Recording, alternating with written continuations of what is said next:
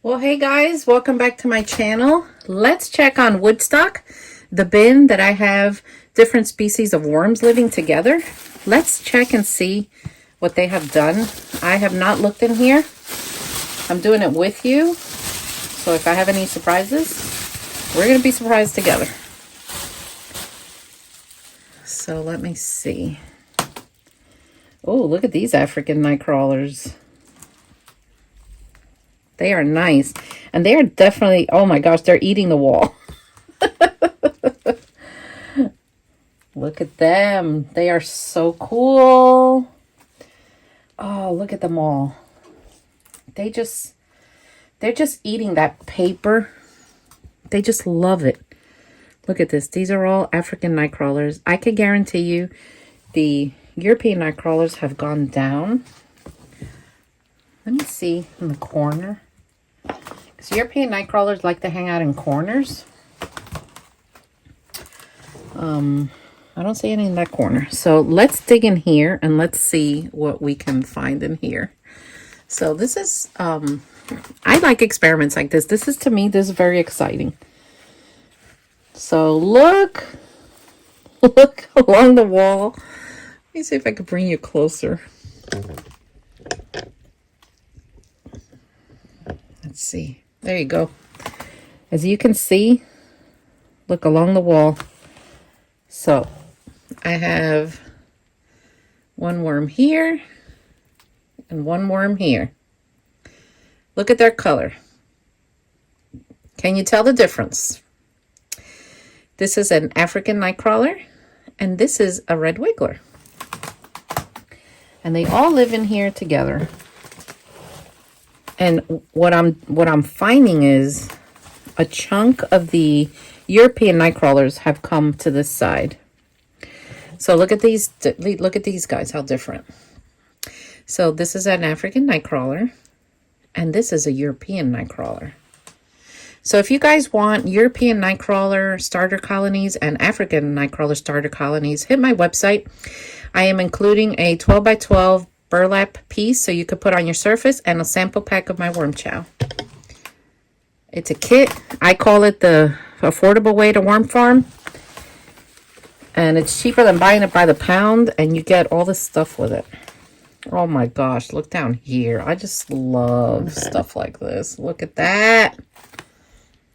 They're just amazing. And notice I have straw mixed in here, which they just love straw. So they're moving in. So I'm just going to mix it to give them some good oxygen. They're all along this wall over here. Look at that. They love the wall. They're eating it. Look at that. All. So in this bin, I have European nightcrawlers, African nightcrawlers, and red wigglers. You can see the red wiggler here, the African nightcrawler here, and the European nightcrawler there. Look at that. All three species together. That is harmony.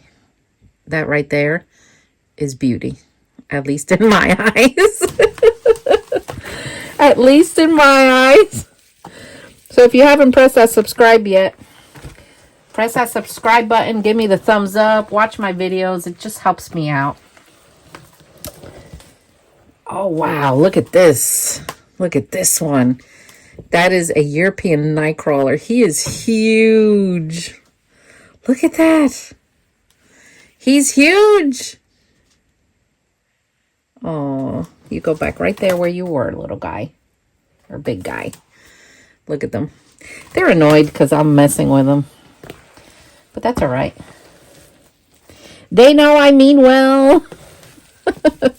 We're just getting oxygen in here.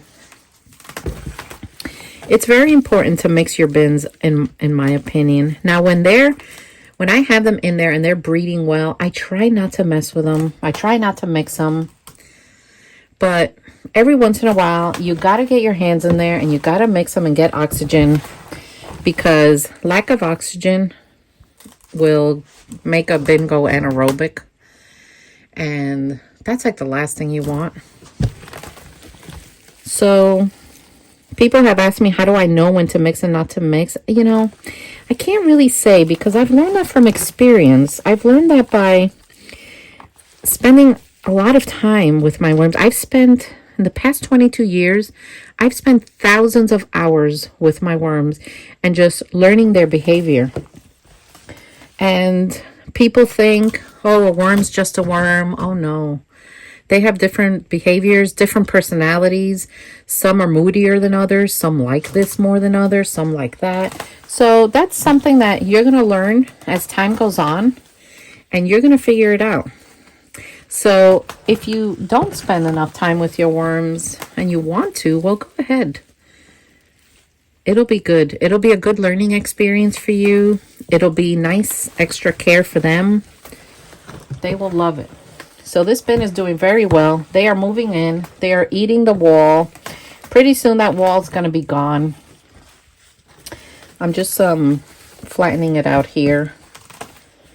This is very wet, so I'm not going to wet this again.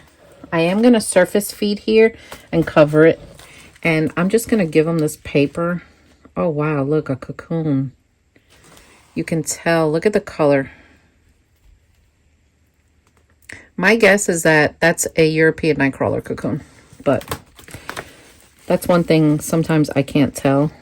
Because the European nightcrawler and the red wiggler nightcrawlers look so similar, their cocoons. Even though the red wiggler cocoon is a little different, it's a little smaller, but there have been moments where I've had them side by side, and a European nightcrawler cocoon has been the same size as a red wiggler cocoon. So who knows, you know? So I'm going to go get some worm chow, and then we are going to surface feed them and cover them again. Now, I'm not going to feed on that side because my goal is to have them come over here. So I'm just going to feed over here. And then we're just going to cover it again. And we're going to see. I am going to cover this with a wet piece of paper just to entice them more. I will cover that just so it doesn't dry out because I know there are still worms there.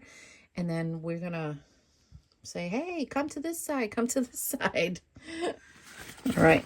I just got some newspaper I have laying around. Try to use what you have, you know. That way you're not spending any more money. All right. I'm going to cover that. And then I'm going to cover that side. And then we will check on them again in a few days.